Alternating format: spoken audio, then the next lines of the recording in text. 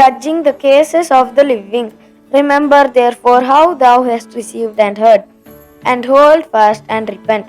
If therefore thou shalt not watch, I will come on thee as a thief, and thou shalt not know what hour I will come upon thee. Revelation 3 verse 3. At the time appointed for the judgment, the close of the 2300 days in 1844, began the work of investigation and blotting out of sins. All who have ever taken upon themselves the name of Christ must pass its searching scrutiny. Both the living and the dead are to be judged out of those things which were written in the books according to their works. Revelation 20 verse 12.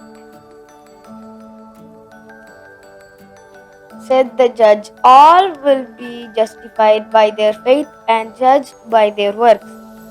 Sins that have not been repented of and forsake will not be pardoned and blotted out of the books of record, but will stand to witness against the sinner in the day of God.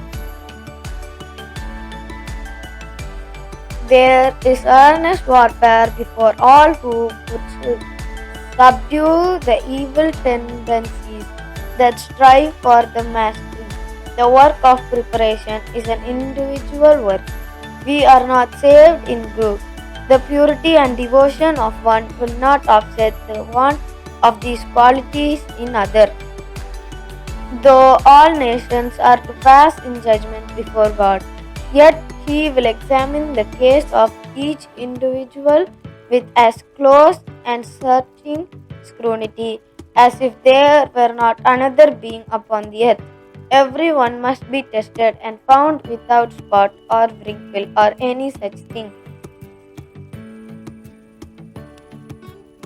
The judgment is now passing in the sanctuary above. For many years, this work has been in process. Soon, none know how soon, it will pass to the cases of the living. In the awful presence of God, our lives are come up in a review. At this time, above all others, it behooves every soul to heed the Saviour's admonition. Watch and pray, for ye know not when the time is. Mark 13, verse 33. If therefore thou shalt not watch, I will come on thee as a thief, and thou shalt not know what hour I will come upon thee. Revelation 3, verse 3.